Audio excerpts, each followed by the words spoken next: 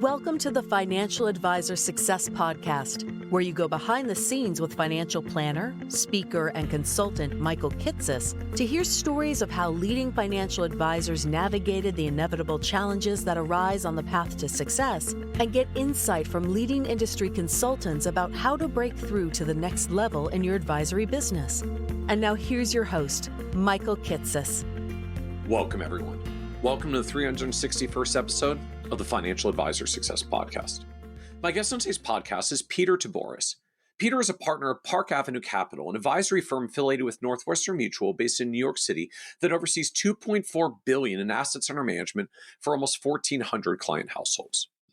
What's unique about Peter, though, is how he and his business partner have built up their firm through a combination of organic growth and a series of mergers and acquisitions, all conducted within the Northwestern Mutual ecosystem, where Park Avenue Capital's size is one of the largest Northwestern Mutual offices in the country, and their ability to access debt financing provides a unique acquisition differentiator that's just further accelerating their growth.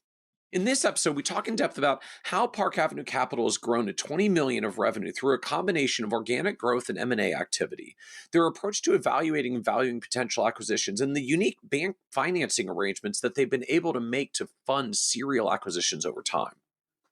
The way Peter and his firm have built out 3-person advisor pods, including a lead advisor, an associate, and a client service administrator, and structures team support around the pods to allow them to increase their client capacity and productivity with a target of 50% gross profit margins. And how Peter and his business partner build a service-oriented culture at Park Avenue Capital, including hiring the former general manager of the St. Regis Hotel in New York to bring a new mindset to the firm about what it really means to provide a personalized client experience and bind the client to the firm's brand rather than their specific advisor. We also talk about how Peter started in the industry in New York City in the aftermath of 9/11 as an insurance salesperson charged with cold calling potential customers, and how he took inspiration from the work of Nick Murray to overcome the challenge of hearing no from prospective clients on a regular basis and push through to grow his book of business. How Peter still thinks of his firm as being in the early stages of a startup despite all the growth and acquisitions, because the business challenges that arise continue to be new and different as the firm grows. And why and how Peter created a business decision approach for himself by consciously considering what his older self would think of a potential choice rather than just what his current self would prefer. And be certain to listen to the end, where Peter discusses how he and his business partner came to the decision to hire a full-time CEO of their advisor enterprise so that they can focus on their strengths of generating new business and looking at the big picture rather than managing day-to-day operations. Peter's advice for advisors starting out as they try to generate prospects and build their initial book of business. And why Peter remains so upbeat about the advisory industry at large is one of the few high-income careers in America that can be achieved with very little business startup costs, especially since large firms will often front you a desk and a computer and a phone, where success is determined primarily by your ability to control and manage through your own visceral reaction to hearing the word no from prospects until you get to the next yes. And so with that introduction, I hope you enjoyed this episode of the Financial Advisor Success Podcast with Peter Taboris. Welcome, Peter Taboris, to the Financial Advisor Success Podcast. Thanks very much, Michael. Glad to be here. I'm a big fan. I appreciate that. And I'm really excited for the conversation today and to get to hear and talk about more of what you've been building with your advisory firm. There's this trend I find in the advisory world these days of just so much discussion about mergers and acquisitions, more and more firms being acquired. You see this particularly in the independent RIA channel, just because the firms tend to broadcast this and press release it and put it out there. And some of the public data around SEC registrations means like you can track a lot of this activity that we see all these firms getting transacted, and projections that it's just going to keep going up as more and more advisors in the boomer generation kind of hit their own advisor retirement transitions and shift out. But, as much as this gets talked about in the RIA channel, it's not only happening within RIAs. I mean, every advisor channel, broker dealers are dealing with this. The banks and wirehouses are dealing with this. The insurance agencies are dealing with this because, the age demographics of advisors pretty much spans all of them. But I know you've been living this in particular in the large firm environment in a large insurance company that has many, many thousands of advisors and has its own proverbial pig in the python of advisors prospectively retiring and merger and acquisition opportunities. But I know it's different when you do this in a large firm context, both the nature of everything from how the firms are structured and registered, because you're not necessarily selling standalone entity enterprises, to how the agreements work, to how you can finance all of it. And so I'm looking forward to, I think it's going to be a different and unique new perspective for advisors on some of the other ways that mergers and acquisition activities are happening when you get into a large firm environment, and and the path that you guys had to come and decide that that was part of what you wanted your growth path to be. Yeah, sounds great. So I think as we dive in, I'd love to start by just understanding your advisory firm as it exists today. So just help paint us the picture of the advisory business so we understand what where you are now, and then we can talk about how you've come here and where it goes next. Yeah. So Ben Feldman is my partner, and we've been at Northwestern Mutual, myself since 2002, and Ben since 2004. So me over 20 years, him just shy of 20 years. And today we have 31 employees, 5 advisors, and by the end of this year, we'll have close to 40 employees and 7 advisors. And today we are annualizing somewhere, and our ensemble, our group, Park Avenue Capital, is annualizing somewhere in the neighborhood of $14.5 million of advisory revenue. And when I say revenue, I mean after grid revenue, not before grid revenue. And then on top of that, we have fairly significant, what we would call risk or insurance revenue flow on top of that. Today, total revenue across our firm is about 17 million.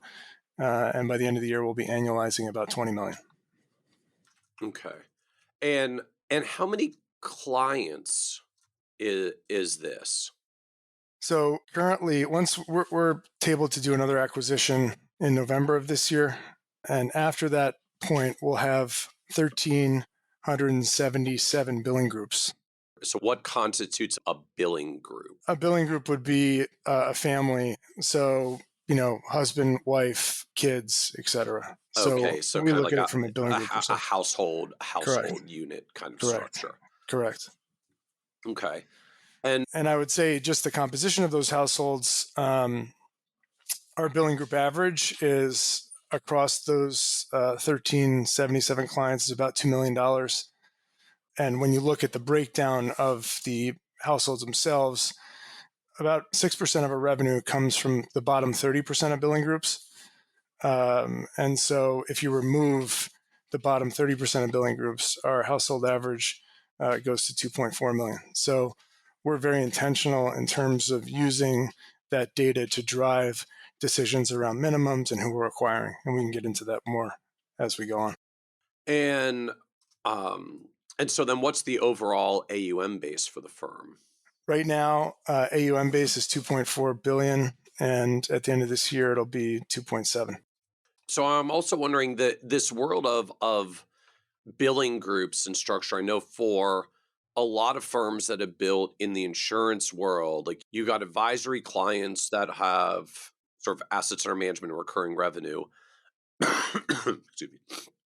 Some of those advisory clients also do risk products. So they've done life insurance or long-term care or disability or something similar. Mm-hmm. And you may have some that you've only written risk product for that aren't on the advisory side. So I'm just trying to frame in my head, when you're talking about 1,377 billing groups, like, is that all clients who might have done advisory or risk? Is that just like active advisory clients? And then there's even more that might be on the risk side that sold something in the past. Yeah, that's active advisory clients. Okay. There are certainly many more thousands of clients through acquisition and through our own legacy insurance production, which are insurance only.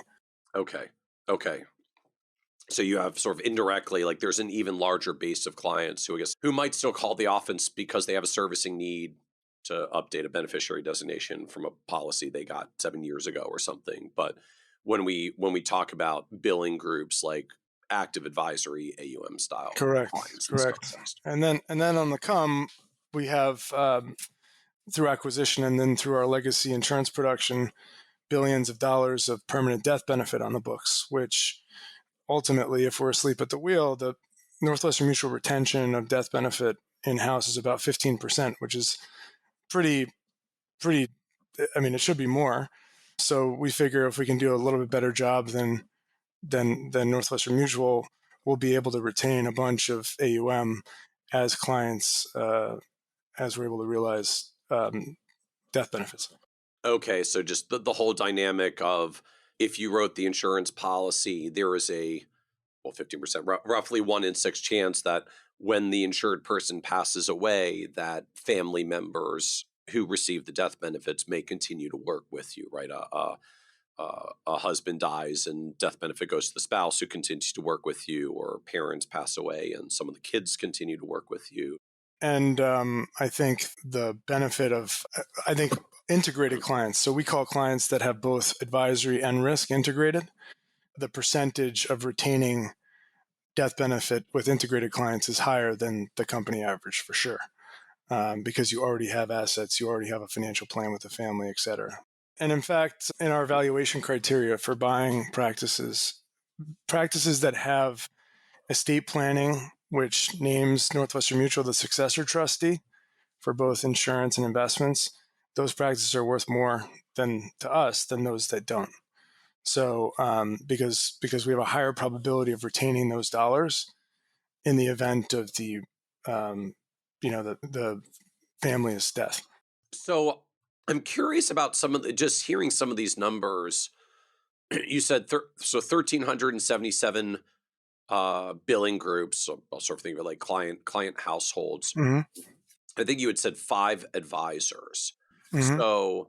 So any particular advisor has like 200 plus, closing in on 300 clients. If I'm doing that math right, am I thinking about that correctly in sort of client loads for any particular advisor? No, because we have a very specific service model for the Okay. 30% of billing groups that are represent only 6% of our revenue.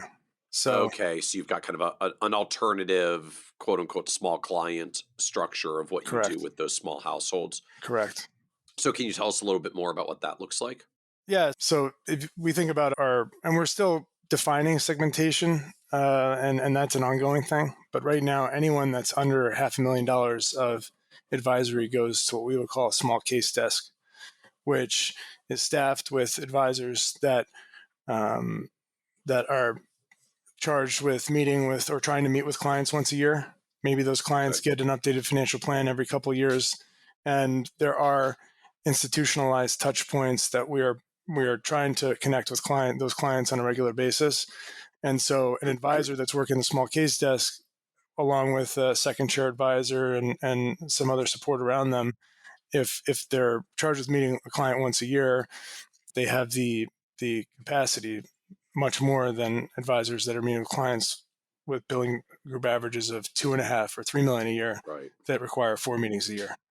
So what kind of, all right, so I guess I've got sort of 2 questions. So one, who are the advisors who are doing these meetings? Like, is it still the 5 advisors have this as part of their responsibilities, or are there other centralized employees that do the once per year client meetings for the small case desk? Yeah, I think it's I think there's a bigger question there.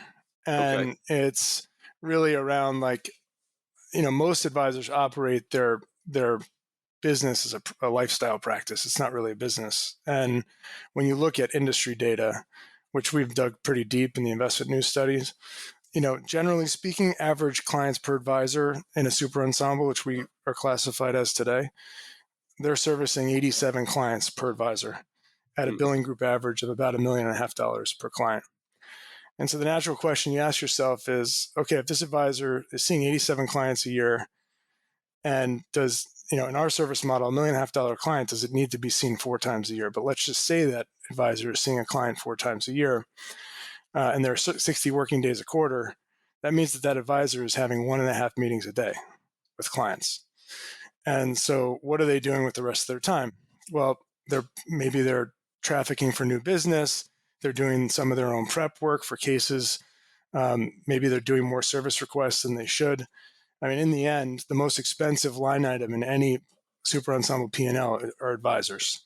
Yep. Mostly 30% of revenue is paid to advisors. And so what we're trying to challenge, and so what that says to me is essentially the super ensembles in the investment news study are just a larger version of a lifestyle practice. They're not really a business. And the way that I would look at that is I would say, because their meeting count isn't that high. I mean, if you're meeting 1.5 clients a day, what are you doing with the rest of your time? Okay. So my point would be the most unique asset in these businesses is advisor talent, the most valuable asset. And if that advisor is doing anything other than sitting down with clients, they're suboptimally allocated. And so what we're doing is create a centralized utility in planning, a centralized utility in service. And we're stacking that particular advisor with a second chair advisor that's responsible for taking notes in a meeting, following up with a client, being the liaison between the planning utility and the advisor and the client, and a client service person that's responsible for scheduling meetings, sending birthday cards, taking inbound requests for a 401k rollover and coordinating that with the operations utility. And so when you surround that advisor with the resources where the advisor's only job is to see clients, we think that an advisor could at least double the amount of clients that they see compared to the benchmark.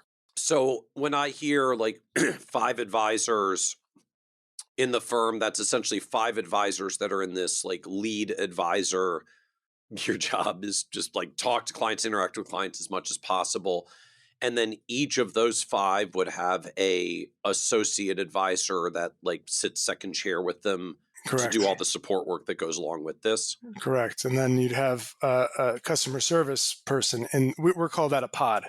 So a pod is comprised of a first chair advisor, a second chair advisor, and a customer service person that is responsible for client facing interaction.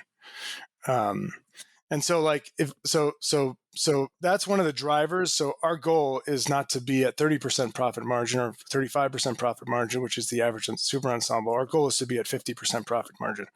And the way you get to higher profit margin in 2 different ways. You either increase your average billing group size relative to the benchmark. So today, the Investment News Super Ensemble has $1.5 million as a average AUM per client. So we could increase that. And we can also increase our allocation of clients to advisors, which reduces your cost. And so, and part of that is in trying to hire lead advisors, we're not hiring lead advisors in a traditional sense. You know, Ben and I have been successful because we were the survivors. 9 of 10, as you know, 9 of 10 advisors that start in this business aren't there 5 years later. And so it's a very unique skill to be able to prospect and hunt. But there are a ton of advisors, maybe let's call it 3 out of the 10 that fall away, that could be world-class advisors, love the interaction with clients, but just don't want to be hunters. Right. And so our strategy essentially is to pay service advisors like high-quality lead advisors, load them with more clients than the benchmark, and incentivize them around retention more than we do around new business. We will incentivize them, of course, if they do new business, but in the end, we're concerned with buying clients and retaining them. And so we are taking away that responsibility, and it ends up being a pretty attractive opportunity for someone that loves the work but doesn't want to hunt in the jungle. And so can I ask a little bit more of how that compensation and incentive structure works? Because I find it's both a broad general debate in the industry, right? How do you compensate the service-minded advisors, and does that look different than the I'll call it the traditional, at least the historical, like the hunter-oriented advisors that are out there getting new clients? Yeah, I mean, if you look at the investment news study, the top quartile lead advisor, which is responsible for developing new business, is about $300,000, And a top quartile service advisor who's not responsible for generating new business is 150,000. So we want to pay the top quality service advisor 300,000. And their incentive structure will be a certain percentage that will be base and a certain percentage that will be bonus, and that bonus will be weighed around retention. To the extent that they generate additional business, great, we'll compensate them for that. But the focus is retention. I just want to make sure I follow those numbers. So so as you're framing, like, top quartile lead advisors who are out generating business, who are the proverbial hunters, are earning 300K in the investment news study. The top quartile advisors who are doing the service-oriented work are 150. You're hiring service people, but you want to get their comp to what the hunters do, which was the 300K number. But their incentives are built heavily around retention to get there, as opposed to getting new clients to get Correct. there. Because I believe that the 87 clients per advisor in the investment news study is suboptimal, because there's an expectation. You're asking someone to generate new business that they, on average, cannot generate effectively. And so is there a typical retention target that you set? Like, everybody needs to be net zero, net positive, X% of whatever they started? Like, where do you actually set those targets? It really is dependent on the segment. So we're expecting that higher quality advisor. So if you're an advisor operating in a $3 to $5 million client segment, AUM segment, Okay. we're expecting, just by virtue of that pool of assets probably being more, the number would be higher. And then those clients are typically more engaged. They retire, they have a 401k rollover, et cetera, et cetera. So we're actively developing those targets based on our actual experience of what that client segment is able to do over the course of years. And I guess the other dynamics that go with flows, like, my clients hit tax season, have to take some money out for taxes. My clients are retired and taking some withdrawals for their actual spending retirement. Like, just that's part of either what the advisor has to work to overcome, or that's part of the consideration when you set the target in the first place. Correct. We're not going to put somebody in a hole if they had all IRAs and all the IRAs were in RMD mode. We're not going to impair that advisor because of these types of accounts we gave them. So it's going to be specific to the segment and the pod. Oh, interesting. So advisors get their own targets based on where they are.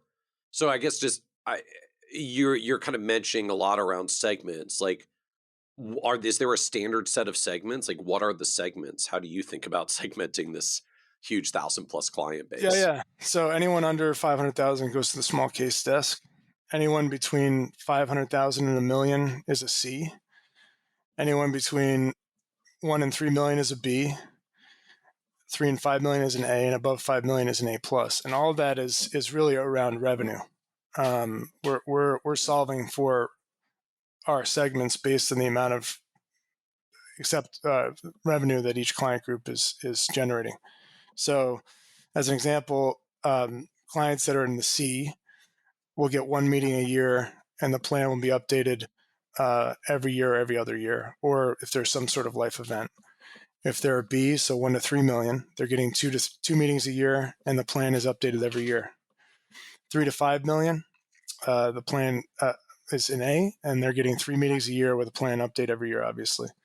And then above 5 million is an A+, and we'll customize to their needs. Are there other things that vary by client tier besides meetings per year, or is that really, like, that's the anchor point around which you manage the tiering, the segments, is how many meetings they get? Yeah, I mean, that's driving a majority of your resource allocation, is how many meetings a year. Right, because that's what limits your capacity of advisors, is how many meetings they can ultimately take. Correct. I mean, in the end, across all the segments, I think you can go from 150 to 500 households, depending on the segment, for a pod of advisors. So figure anyone above, so a pod that's servicing only A+ clients is probably going to have 150 households, and the small case desk is going to service 500 households. and then kind of solve for everything in between.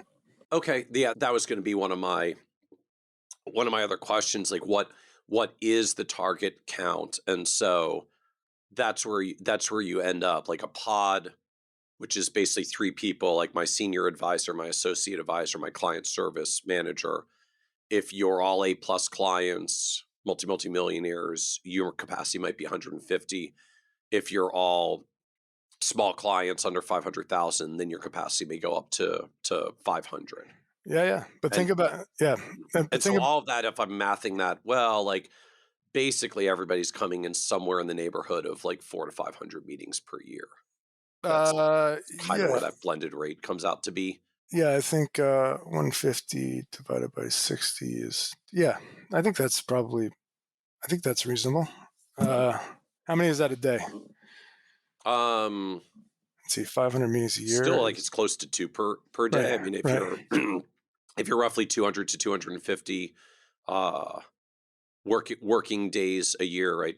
Five working days a week, Yeah, 50 weeks minus some holidays and vacation, the rest, like yeah, a little over 200 working days for a lot of advisors. So if you're at 400 to 500, you're still only, air quotes, like you're only at a little over two and a half meetings a day, depending on quite how much vacation and such you've got.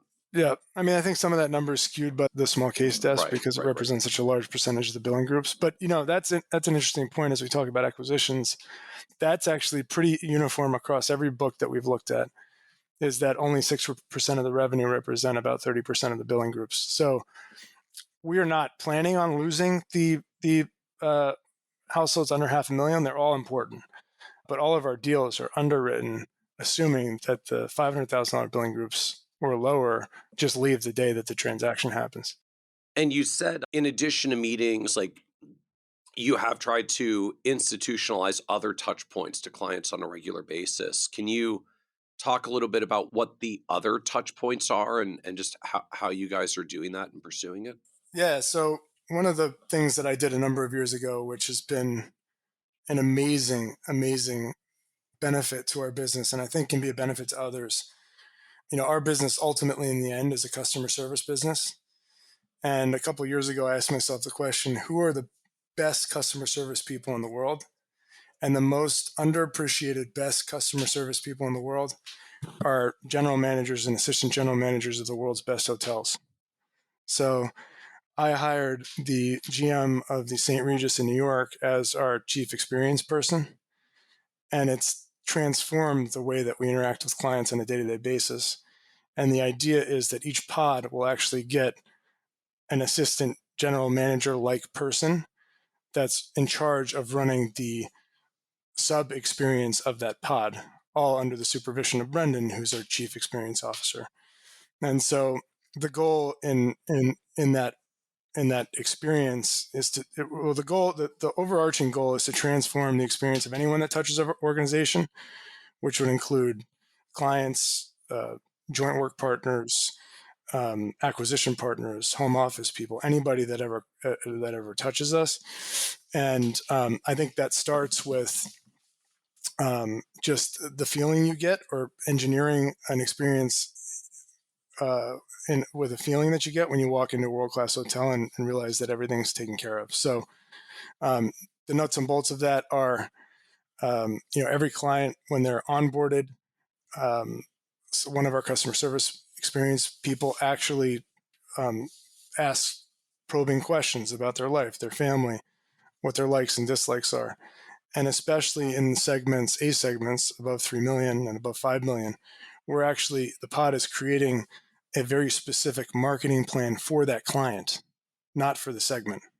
So we know what they drink, what kind of wine they like. We know what sport teams they like. And so when there's a milestone event in their life, we are following that with a gift, a curated gift experience that they appreciate very much. Interesting. So that's the kinds of questions that you're asking on onboarding. These, like, Yep, do you drink? What's your favorite wine or beer or alcohol of choice? correct, What sports teams you're into?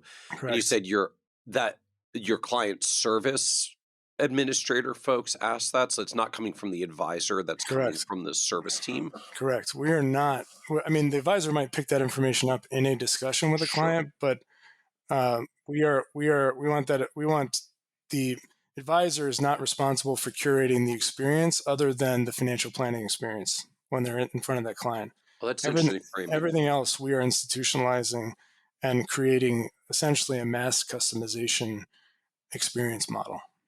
Interesting. The firm is trying to institutionalize the rest of that, which is why the firm, quote unquote, so like the service team is asking the experience questions, not necessarily coming from the advisor. Correct. Advisor is, I'm saying like just, I'm putting a lot of air quotes here. The advisor is just give awesome advice. Correct. And there's a secondary goal to that, which is this business. Our goal is to be at 200 million in revenue in 10 years, which is essentially 10x of our current state. And that business needs to be three things. It needs to be profitable, it needs to be sustainable, and it needs to be transferable. And sustainability involves the brand being the anchor to the client relationship, not any one advisor. And so can you talk a little bit more just about how you're trying to do that in practice? I think that's a challenge and fear for a lot of firms, right? Like how do you bind the clients to the firm and not the individual advisor? Yeah, I mean, I think it's part of that institutionalized customer experience that I'm talking about, which is the advisor isn't responsible for the Park Avenue Capital experience. They're responsible for the Park Avenue Capital financial planning experience. Anything they can add above that is great, obviously. But in the end, their interaction is with their former assistant general manager of a 5-star hotel, they don't call my clients, my A+ clients, don't call me. They call Brendan. And because Brendan is, not that I'm not pleasant, but Brendan is overly pleasant. Right. He will go out of his way. It starts with a yes. Every question starts with a yes. He's trying to get to yes for people.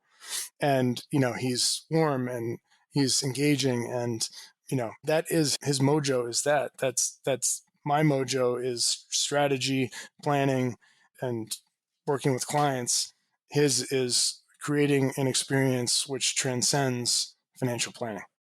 And ultimately what happens too is we have some pods that at the end of the year will sit down and actually talk about their clients, and they know some of the clients across pods, and so they'll advocate of one advisor saying, I'd like to take that client this year, and then that advisor will sit second chair to the primary advisor, and that relationship will transition. So the idea is, in the pod system, that there is essentially, think of it like there is an opportunity for anyone in our organization to elevate. And that's the goal, is to create a career trajectory for someone. Our business right now is 50 employees. We're going to have 150 in 10 years. So in some ways, these are the early innings of a startup. And there's a great opportunity for employees that prove to be valuable outside of financial planning. So I think It's a humbling thing to have a multi-billion-dollar firm and think of it as a early stage startup. Yeah. I honestly, I do think of it in that way, very much so. So in that philosophy around, employees and moving them up into the right, inherent in that is a natural rotation of advisors through the pods. And so that, to me, creates more of a sustainable orientation with clients, because their experience is not just with one person. It might be with multiple people, all who are familiar and who have been with Park Avenue Capital for a long time, et cetera. Wait, help me understand that. So you're rotating advisors through the pods. Like, are we talking about at the lead advisor level, like clients are severely rotated around, or is this at the associate advisor level, like associates are going to get to work on multiple pods and see how different advisors do. So associate advisors, so second chair advisor, their career trajectory isn't remaining a second chair advisor. Right. It's elevating to a first chair advisor. And the first chair advisor, their goal is to either elevate to bigger clients with bigger problems, or take one of the many positions that emerges in our organization as we continue to scale at this pace. So the underlying that mechanism, what ends up happening is I believe that there's more of an institutionalized relationship with a client where they still see Joe Smith, and now Joe Smith is managing a group of pods. And Joe Smith maybe dips in and out of a meeting and says hello and how are things going, et cetera, et cetera. But their financial planning relationship is with the second chair advisor, who now is their first chair, and there's a new second chair sitting in that meeting. And so the idea is that we don't want any one advisor to anchor to a set of clients, for a set group of clients for many years. I mean, in theory, I guess that could work. But in the end, that's less sustainable, because if that advisor goes, then some clients might go as well. So indirectly, you will sort of trigger a rotation of clients as some clients start bonding to the associate advisors who eventually become a lead advisor, and effectively kind of split the team off into two teams that each now have more capacity to add clients and fill back up again. Correct. So like an example, when I have a second chair advisor and I'm looking to transition that relationship, and there's a follow-up, the client just moved jobs and there's a 401k and they want to talk to disability insurance, I say, Mike, during the meeting, Mike, why don't you follow up with Joe and go and help walk through the new benefit structure at his new company. And now Mike is developing rapport and running with that opportunity. And over another 6 months, more and more intentional rapport will be generated between those two. And then all of a sudden, Mike's running the meeting. And I'm sitting essentially second chair and can ride off into the sunset. And maybe I periodically dip in and say, hey guys, how are things going? Great to see you. How's your family?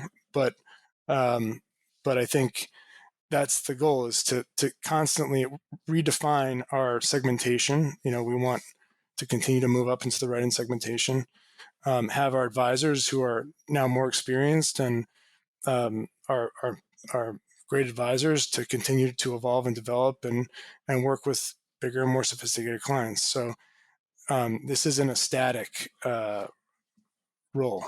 And I guess now connecting the dots, when your advisors are paid on salary with retention bonuses, but not necessarily sort of a classic percentage of revenue, they don't take a financial hit when the team splits. Right. The pressure's on you when you split a team, like, oh, well, they're getting the full salary and their team's smaller, so we better fill this back up pretty quickly. So the pressure's on you to fill them back to capacity, but they don't take a pay cut when their team splits. Correct. I mean, the math in this pod structure is pretty compelling, right? So like, let's say we have $3 million a household, $3 million in our $3 million segment average. Let's say it's an average of $3 million a household, and you have 150 clients.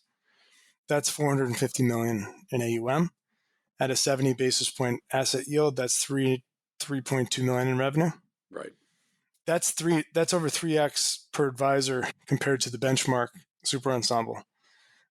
So what does it cost to operate that pod? Let's say in that segment, you're paying a really good advisor, 300,000 base and 100 bonus based on retention and some incentives for new business. Second chair is making, 150, service market person's making 150. Maybe you have a $250,000 allocation to ops and planning, 100,000 in miscellaneous, and then maybe there's a management layer. You're operating well above a 50% margin in that math. So again, I think our goal in creating a more profitable business is to target really how many households a particular advisor is managing, and then we are paying a premium in our acquisitions for households that represent ideal for us. So imagine if the benchmark practice in the investment news study, rather than having 1.5 million average, they had a 2.5 million average. They need the same infrastructure, or maybe marginally different, but they're generating on 2,000 clients another $2 billion in AUM, Right. which is another 15 million in revenue. So we are hyper focused on acquiring the right types of clients, with the goal of really solving for a sustainable and profitable business. And just continue to recognize and emphasize like higher, incrementally higher assets or revenue per client on the same infrastructure and service model just drops the bottom line. So Right. if we can get slightly more affluent clients and service them the same way, it's just more profitable. You get radically higher asset clients, and they tend to expect a little bit more, but like incrementally more, you can do it more profitably on the same service model. And I can see, and that's why you have such a focus around client per advisor capacity, because that team capacity and being able to have teams manage a higher capacity of assets and revenue is what drives so much of this. Right. And part of the reason that we're paying more for a service type of role is that we want to take the best lead advisors, non-owner lead advisors across the industry, and take away the expectation of them doing new business and just put them in front of more clients. And we think we can be incredibly competitive in the talent game if we're willing to pay the salary or the total comp of a top quality lead advisor that's responsible for generating new business, and just give them service advisor responsibilities. So in that vein, and shifting tracks a little bit now, talk to us about growth at the firm level, and I guess by mergers and acquisitions, I know is a big part of it, but talk to us about how growth works in this world where you've got all these highly compensated, not business developing oriented advisors, not necessarily business development oriented. So, for most firms historically, like that literally was the growth plan. Like lead advisors are supposed to get clients and grow their teams, and that's sort of the classic deal. So help us understand how growth works in your world. Yeah, I mean, I guess the growth. I mean, Ben and I, to this point, before we did this acquisition in March, which was the largest advisor practice acquisition in the history of Northwestern Mutual. Before we did that, we grew primarily from organic channels, and Ben and I, through our organic channels, our minimum net cash flow into advisory goal for us together is 150 million a year. Which is a big number, but we continue to hit it every year. So the first channel is why we are who we are. We have the ability to generate organic cash flows that are substantial and ultimately provide significant growth at the firm level. And then the second area is because we come in with such strong legacy P&Ls, meaning we didn't borrow to grow, we can lever that up and buy others. And so that represents a very strategic advantage compared to competitors, in that our ability to borrow, most buyers are operating acquisitions as a dividend stock, where they're dependent on some of the income that's coming from the acquisition after the cost of the acquisition, financing, et cetera. Ben and I don't need the money. So we're reinvesting, we're operating acquisitions like a growth vehicle. And we're reinvesting the quote unquote profit into infrastructure, people, and multiples. Because just through scale, our collective multiple goes up. So by way of example, Ben and I 2 years ago, at operating separately, compared to Ben and I today, when we merged along with this new acquisition, our multiple on our legacy P&Ls went up 25% just by virtue of scale. Simply because the valuation, because there's such a size premium to the valuation of advisory firms, each of you running separate practices got the the small practice multiple, when you merge together and become a multi-billion dollar firm, you get the multi-billion dollar firm multiple that's higher than the small individual practice multiple. And so the two of you together with the same assets and the same revenue, the same profits, still get a higher valuation multiple simply because you're larger and there is a size premium in today's world. Correct. And then, ultimately the drivers of valuation are profit margin, and those things are driven by service model and AUM per household. So that's why we're so hyper focused on service model and AUM per household, because I think ultimately, like, this is it, in the buyers out there, businesses like this are in the asset aggregation game. I think in a jump ball scenario, if we're more profitable, have a higher profit margin, have a leaner and meaner service model, and a higher AUM per household, we're going to be more valuable than the person that's not focusing on that. So when we're looking at acquisition specifically, we are making those decisions and paying a premium for businesses that are on board with aligning with what we're trying to build. Meaning, we're going in to a conversation around an acquisition with in an early discussion, gathering their book level investment detail and giving them a 10-page report on here's the amount in mutual funds, ETFs, individual stocks, where are your off benchmark bets, what's your cost structure across client portfolios, what's your dispersion in performance amongst client accounts, what is the tax structure of your client accounts, and essentially putting together a recommendation and a plan which is designed to increase their valuation to us. So if you do X, Y, and Z, we will pay you this. Because that's the difficult work, is getting alignment in clients, and then more specifically investment in the portfolios, and then in operations, et cetera.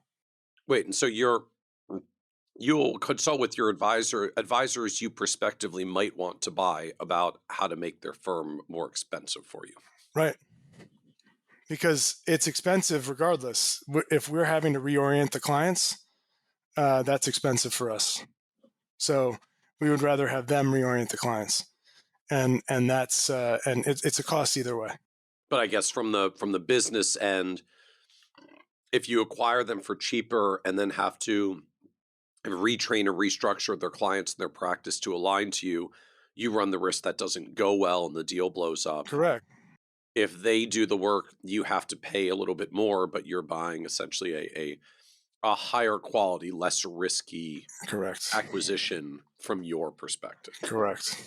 And so, and by the way, on top of that, if they say this sounds great, we want to get there, we will actually partner with them, and they'll pay us through account splits, and we'll actually become their back office, and we will give them an actual transition plan and a way to a roadmap in order to get there, and we'll actually do the work.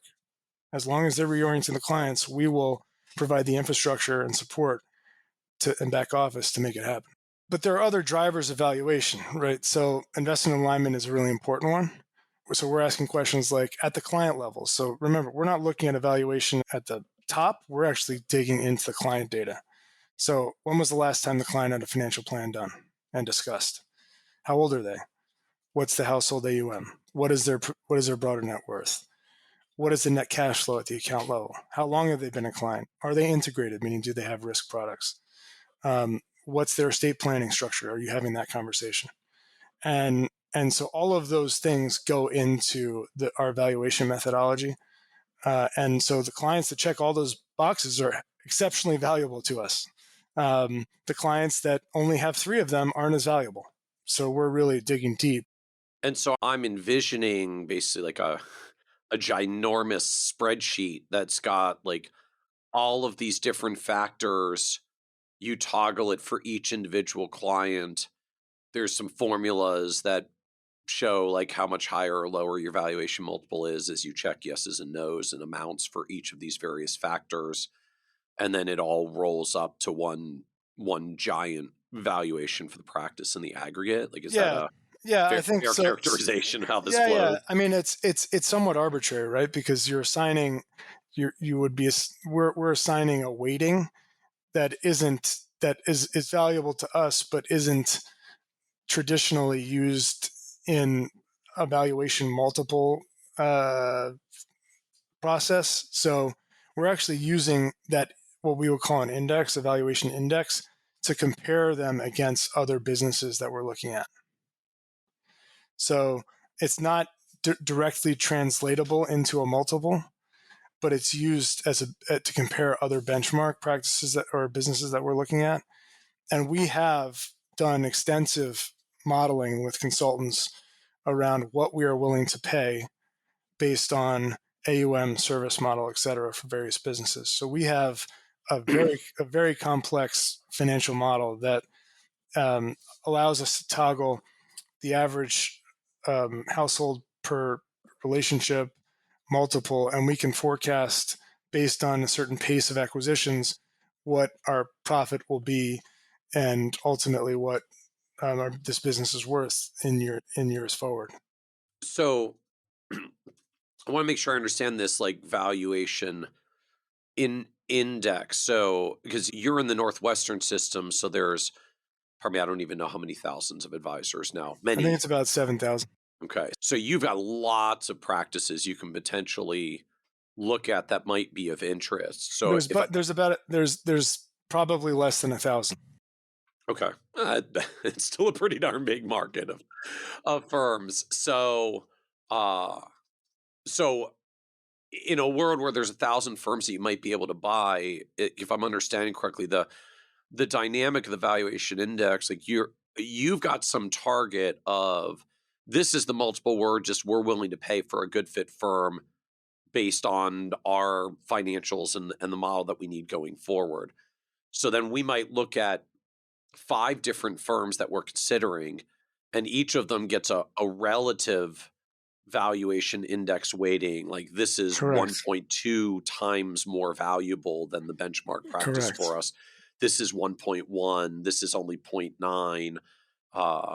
And so your price, or both which one you want to buy, and your price or your offer will dial up or down from whatever your original benchmark rate was in the first place. Correct. And then we're also, so we're constantly in loan underwriting, so we're every year we need to redo our evaluation. So we know when we're about to do an acquisition, we reorder that and know based on the size of the acquisition, the client base, et cetera, we know what that acquisition will add to the collective in terms of valuation multiple. So that also gives us some leeway in terms of being competitive in an offer to a business. So so then can I ask what's the I guess the benchmark valuation multiple that you use? Like what's the starting point that you're trying to acquire firms at that's a good accretive deal for you if if their factors are reasonably on target? I would say depending on the client base. So that's a complicated question because typically the deal structure, the present value of any asset is its earnings, its future earnings. So Right. most of our deals include a large percentage of upfront cash, and then an earnout period, usually 2 to 3 years, where we have an expectation that advisor stays on, transitions clients to a second chair advisor, and is able to generate accretive net cash flow. And so the natural question is, okay, what are you willing to pay? We would be willing to pay really any multiple, and the reason we would say that is because if you think about it like this, let's say the deal upfront on $1 million in revenue is 3x, so it's a $3 million deal. But part of our earnout agreement incentivized that advisor to bring in more AUM. And let's say that our resources were able to weaponize them to get in different markets, win different opportunities, et cetera. And at the end of the 2-year period, now they're annualizing at $2 million in revenue. So they've doubled their revenue. We'd be willing to pay that advisor 6x, which is essentially 6x on 1 million, which is 3x on 2. Do you follow that math? Yep. So when an advisor comes in and says, I want to get 6X. I'm like, there's a path to 6X for sure. If you do X, Y, and Z, we'll pay you 6X. And so I think what is the benchmark? I mean, the benchmark in the market is 2.5 to 3 times revenue for a lifestyle practice doing 2 to 3 million in revenue. So I think that's the benchmark. I think when you package in growth, it could be more than that. Right. Okay. Yeah. That's what I was sort of wrapping my head around as well. So you live sort of like a flat line starting point is 2.5 to 3x revenue. If they've got a growth goal or a growth target and they're willing to aim for it, like Correct. essentially you'll prepay or commit to a payment for the growth that they're going to generate. Correct. With the asterisk that that's going to be on an earn-out basis. So if that growth does not come, you do not get those dollars. I'm not paying you cash up front for growth you're supposed to do later, but I'll pay you cash for what you've got now and a committed multiple on the growth you generate so that if you want to keep growing, you will get compensated for it. Correct. And we should probably touch on, just generally like who the buyers in the marketplace are. Like, in general, I think most advisors or a large group of them are thinking that someone on their team might buy them. Oftentimes when we're coming in and we're the bad guy in that scenario where the team member thinks they're potentially going to be the ultimate buyer and we're coming in and offering, but ultimately it comes down to counterparty, right? Like who is a stronger counterparty? So we're creating a management incentive plan in our entity, which creates a separate pool of capital for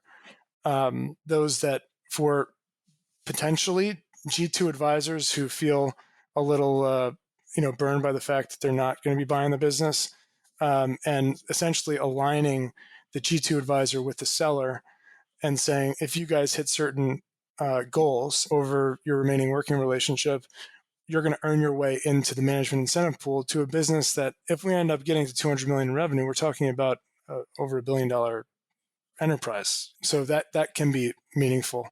Others that will earn into the management incentive pool would be valued employees. And then we're also creating like a founders class for certain high quality sellers that can provide strategic benefits to our business separate and apart from just the sale of their clients. So we're really looking to align sellers and valuable team members in the growth of the enterprise. So help me understand though, just what does management incentive plan mean at the end of the day? Like, is this a way to get equity? Is this simply like additional compensation dollars that are paid out of a pool to eligible people if certain goals are met? Like, what is this? It's a profits interest in the management company, and you can be very specific with how that profit interest vests and how it's paid and what are the criteria where it's forfeited. So basically, once that individual earns their way into the management incentive pool, it's at the valuation on a forward basis at the time they've earned the grant. So there's no taxable income to the receiver. It's a profits interest in either the operating profit and or the exit profit of the business when we sell. So we can actually have varying management incentive pool certificates for various different employees, which has different terms, different vesting, different and different payment in the waterfall depending on the person.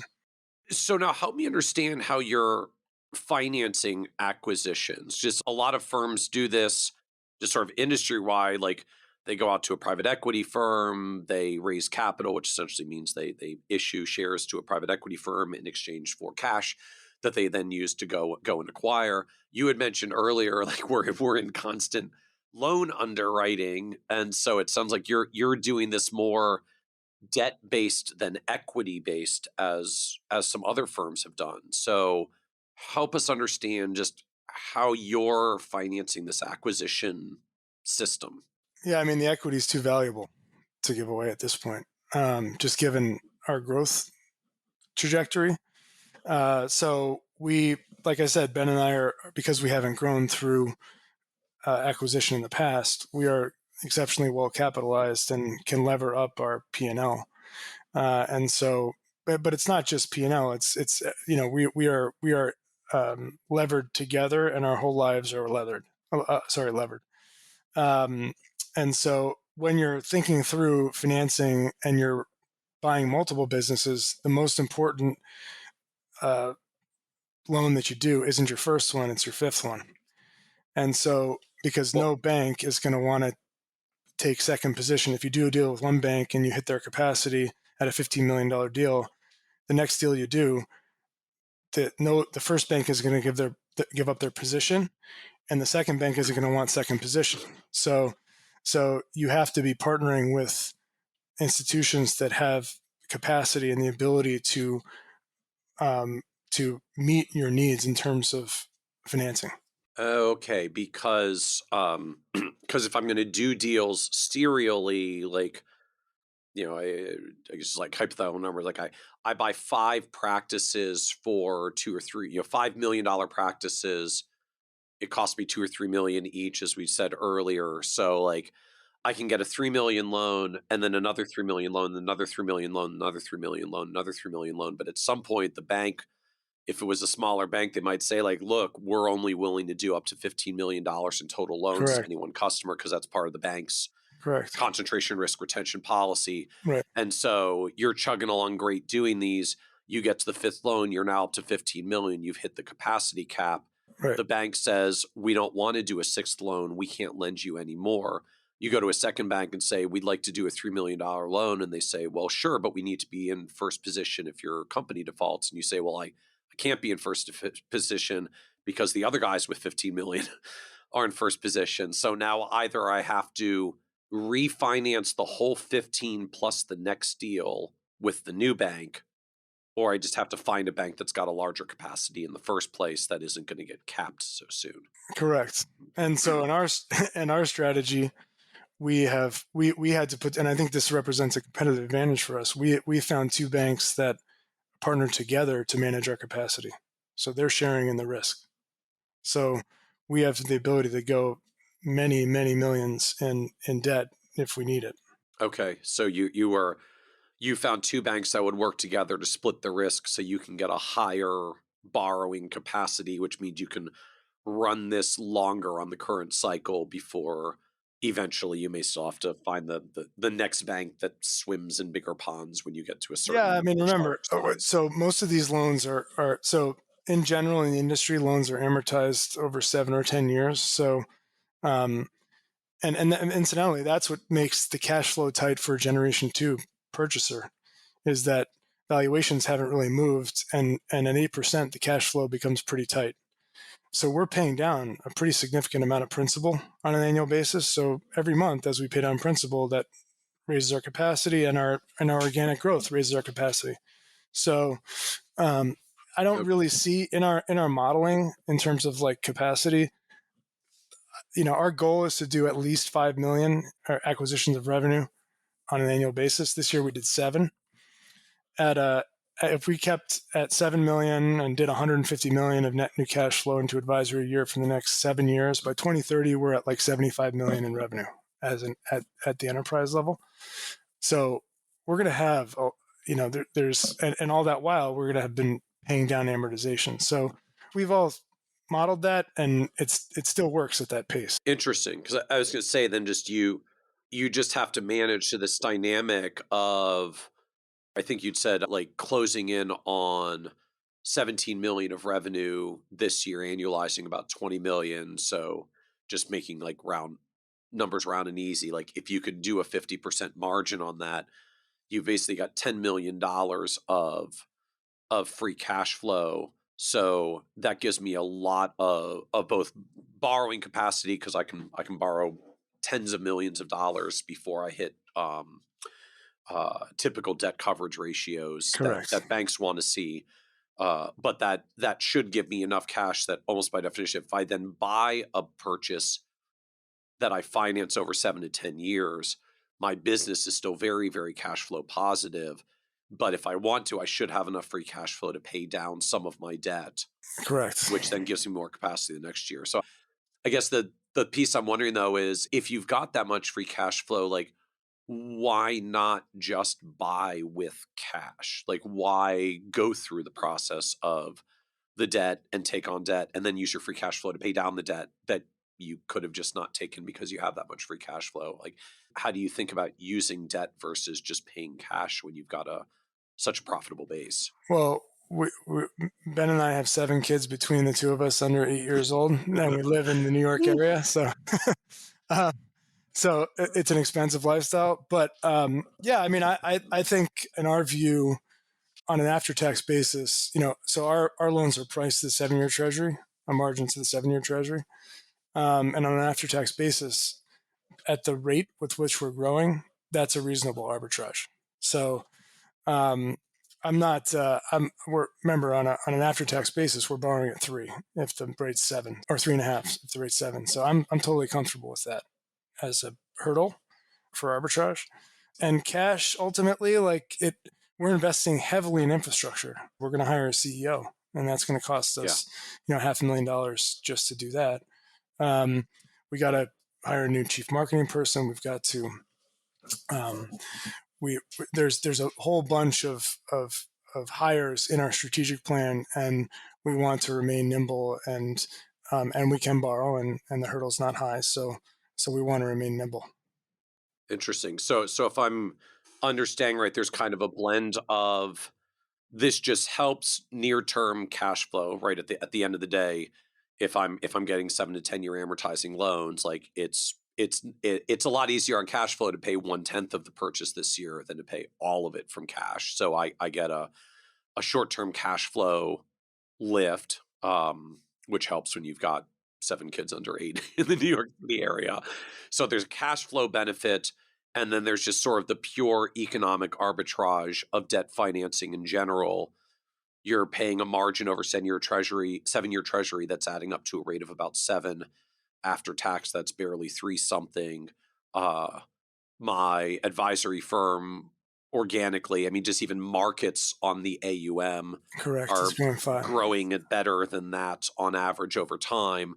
So there's a granted risk-based arbitrage because this doesn't have to go well in any particular year, thanks to markets, but market growth plus any level of underlying organic growth means my growth rate should be better than my borrowing costs. So not unlike all of us that tell clients, you should keep the mortgage and stay invested, not withdraw from your portfolio Correct. to pay down your mortgage because of the arbitrage. Like you've effectively got the same thing here, except ironically, advisory firms are even more leveraged to the upside in market growth because of the operating leverage than like just owning a portfolio and a mortgage. Correct. And by the way, because of how quickly we're growing, every decision.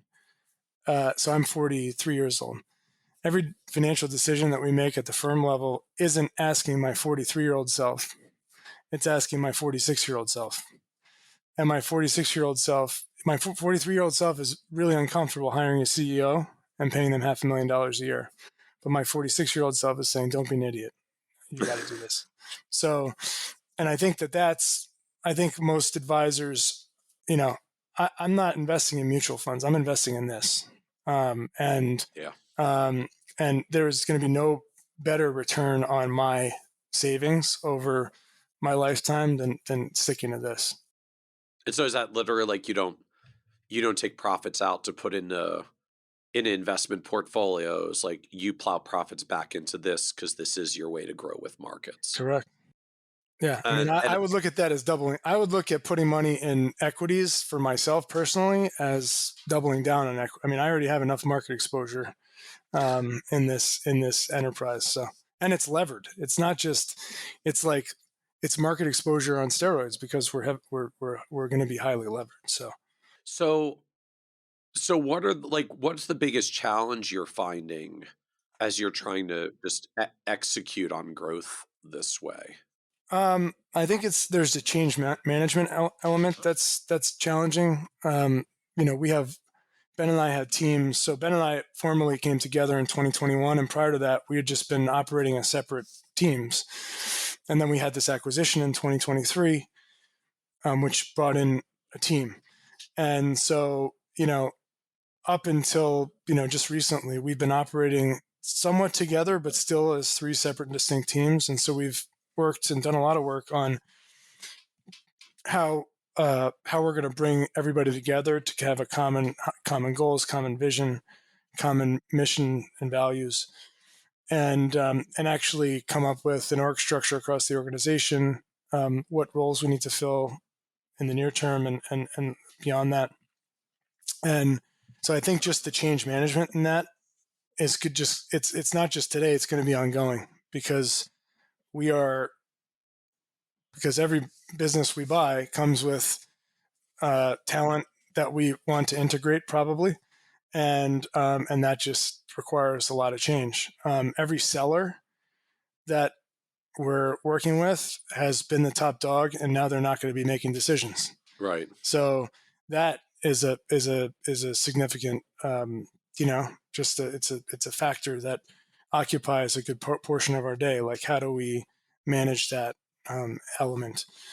But we're getting experience in doing it, and certainly we've made mistakes, and we'll continue to make mistakes. But the end product is what we feel is a better solution for sellers compared to whatever other alternatives they have out there. And by the way, we're not specifically just buying Northwestern Mutual businesses. We're looking at everything. It's easiest to buy businesses at Northwestern Mutual because there's some philosophical alignment for sure. Northwestern Mutual is a planning first culture. And there's familiarity with the client. So the attrition risk is much less. It's not a cross-platform change, which requires paperwork. It's just a rep code change in the back office. So certainly it's more it's easier for us to do deals at Northwestern, but we're open to doing deals anywhere. So you'd comment on like mistakes you've made along the way. So what were the biggest mistakes that blindsided you as you started getting into this acquisition world? I think in the beginning, when we started working through this, I think we moved a little quickly on some of our assumptions, and would have been better served at taking a measured approach, a more measured. We're kind of learning along the way, and so there's mistakes all inherent in that. From when we're going to the finish line on closing our first deal, some issues came up in the banks were pushing back on a couple points that we were asking for, and we were confident we were going to get it done, but it didn't look exactly the way we had envisioned it. And so I think in some ways, I think we were overly optimistic in trying to get our first big deal done, and should have been more thoughtful in some of the finer details. Ultimately, we got it done, and it's fine. But we might have approached it a little bit differently if we had not been so singularly focused on getting it done and just been a little bit more deliberate. Other things that have been, or some other mistakes, not really doing a good job in fact finding the process of the seller from March. We thought that he was using some specific tools that he had developed and were compliance approved, but weren't scalable in our model. And so that after the closing, there was some friction around the scalability of that tool relative to our common practices. And so just doing a better fact-finding process early on with a seller in terms of their processes, in order to not have that conversation happen be like a post-mortem point, probably would have served us a lot better and created a lot less heartache. We ended up in a good spot together, but it definitely was avoidable. You want to avoid the avoidable. So you had said part of your work and kind of the change management and bringing the teams together is envisioning the org structure and roles of the future. So can you share with us a little bit more on that end? Like, how are you visioning the org structure going forward from where you are? Yeah, I mean, I think it starts with CEO, a CFO. Well, it's not a CFO at this stage, but at some point in the future, more the traditional roles. We'll have a board which has internal and external folks. I think ultimately Ben and I, my partner, are really great at generating new business, thinking strategically and big picture. We're not great in the day-to-day. So that's part of what we've recognized early on is like, leave your ego at the door and hire what's best for the business, not what's best for your ego. And so we are going to be in a position, or we've come together and determined that the long term, in the long, or even in the near medium term, the person that's running the day-to-day of the business is not us. And so the most important hire that we're going to have in the coming 2 years is going to be a CEO. But outside of that, creating more formal structure around departments, so planning, investments, operations, having key leadership roles in those departments responsible for, executing what the leadership team is passing down. And we have a lot of those key leadership roles who we think will fit those leadership roles in our existing structure. But the goal of creating an extensive org chart is a powerful tool for our existing team and folks that we're trying to bring into the opportunity, because we want them to see a really exciting possibility for career progression with us. And ultimately, those that are key players will earn their way into what we think will be an exceptionally valuable business. So, And so I've got to ask, like, how are you feeling about the idea of a CEO who runs your business day to day at this size? Like, it's a lot of net worth to have someone else running day to day. Relieved. Relieved? Because, yeah, exactly. I think it's clearly right now I'm the acting CEO. And so I'm involved in personnel decisions, HR issues, Right. financial stuff. But that's not Ben and my greatest asset to this business is acquisition oriented. So closing deals and being in front of clients. And no different than the allocation of our lead advisor talent. Like, we want everybody optimized to what they're best at. And I'm not best at thinking about the payroll for January 15th, 2024. So I will have a pulse on what's going on, but what my strengths are not leadership and development. And we want to bring somebody in who brings that to the table and then some. So what surprised you the most about this path of building and scaling your own advisory business? When I graduated from school, it was post September 11th, so really difficult to get a job, the first class after September 11th with a background in finance in New York.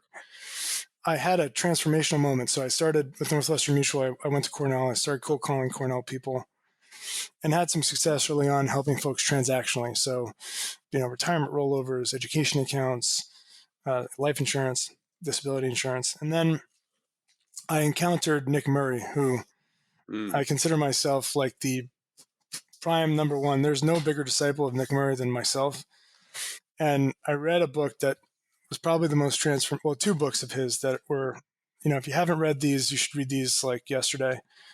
One is called Behavioral Investment Counseling, which really arms you with a philosophy around investment management that creates sustainable relationships with clients and really gives you, the thing about philosophy is philosophy is like religion.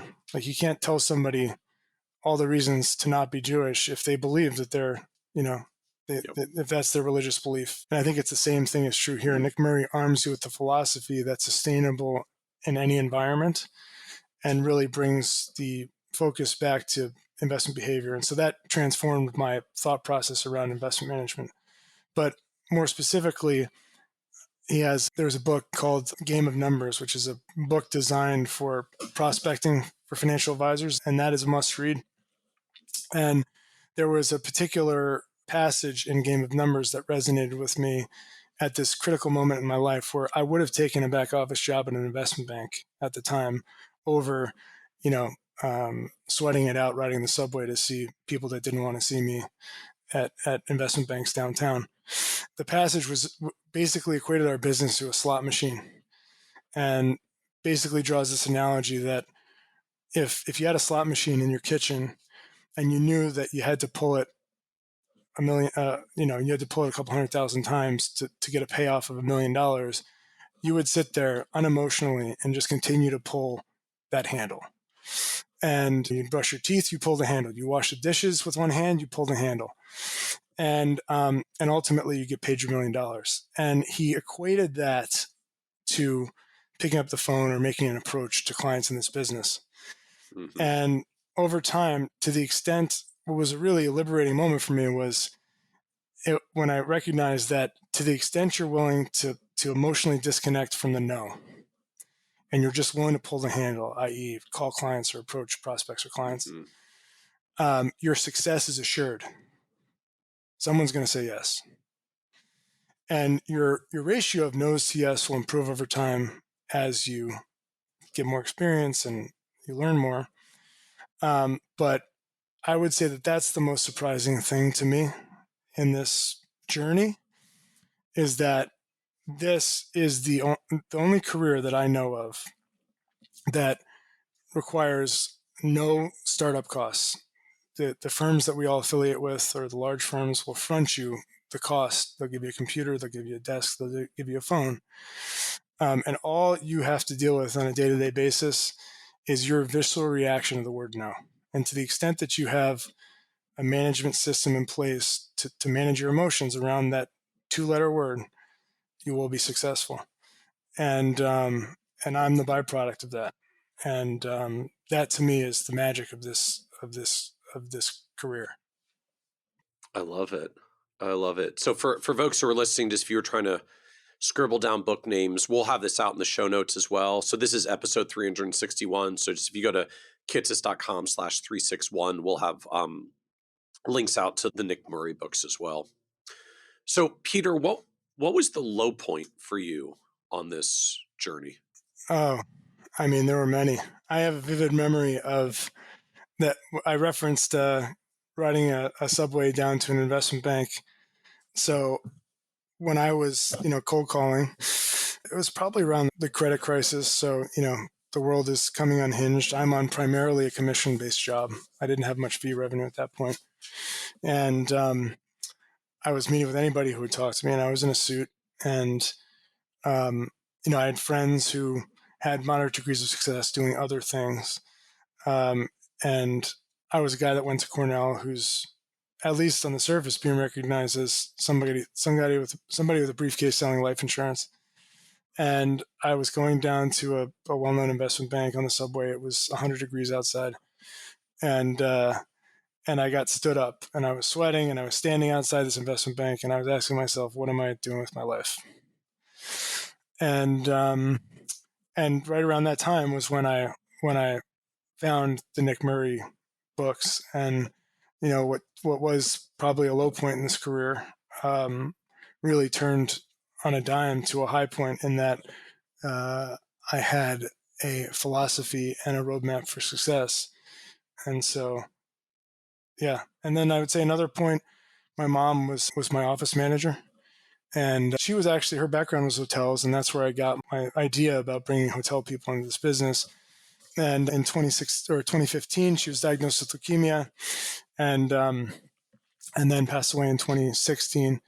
And that was a really really tough time for me. But she still is remembered and lives on with clients and my clients from that time, and is fondly thought of, and remains in the back of my mind. And I know she'd be proud in what we're building. So that's part of my motivation too, is to make her proud. What else do you know now you wish you could go back and tell you from 10, 20 years ago? Oh man, I would say I still don't think I'm dreaming big enough. And I'm talking about 10xing our business in the next 10 years, which is a monumental goal. So I would tell myself, don't underestimate what you can do. I'd go back to Nick Murray's book and really, still to this day, I mean, I post it on my desk. There's prospecting and there's avoiding it. Those are the two activities in this business. And so I just constantly remind myself that anything you're doing that's not being in front of clients and pushing the ball forward is avoiding the important work that pushes the ball forward. And that's incidentally why I feel like I'll feel liberated once we hire a CEO for this business. Is I'll be able to, that Post-it will resonate again. Right now, less prospecting, more day to day. So I'm looking forward to getting back to that time where I'm doing what I love to do. And any other advice you'd give younger, newer advisors getting started today? Yeah, I mean, I go back to my original thought, which is don't ask your 25-year-old self today whether you should make that infrastructure or hiring decision. Ask your 28-year-old self. Of course, that requires growth and a relentless forward momentum and pushing your goals and your business forward. But I've always been a proponent of the good kind of stress. So putting myself in a position where I'm uncomfortable, constantly uncomfortable, but in a good way, because I'm excited about what's ahead. So as we wrap up, this is a podcast about success. And just one of the themes that comes up is the word success means very different things to different people. And so as someone who's already built what I think anyone would objectively call very successful advisory business, as you're coming up on 2.5-3 billion of assets and 15-20 million of revenue. So the business is in an amazing place. How do you define success for yourself at this point? Yeah, I mean, my success is about experiences. I've always placed a high emphasis on creating great experiences for my family, myself, my friends, and really great experiences cost a lot of money. So, and doing them often costs a lot of money. So I think I've always been an adventurer. I traveled to Cuba before it was cool, before it was like cool and there was a legal way to go to Cuba. I have a certificate in photography, so I enjoy, taking pictures and traveling the world and doing that. So I think life is all about experiences. And to the extent that I can bring that to my loved ones and friends, and do it in a regular and a big way, that's really what drives me. And not money specifically, but experiences that require it. Very cool. Very cool. Well, thank you so much, Peter, for joining us on the Financial Advisor Success Podcast. Yeah, thanks so much, Michael, for everything you do. And we all very much appreciate this podcast and the work that you do. So thanks. My pleasure. Thank you. Thank you. Want even more ideas, tools, and resources on how to break through to the next level of success as a financial advisor? Check out the leading financial planning industry blog, Nerd's Eye View, at www.kitsis.com, where Michael covers the latest practice management trends and financial planning strategies. And by joining the members section, you can earn IMCA and CFP continuing education credits, along with exclusive member content. Get it all now at www.kitsis.com.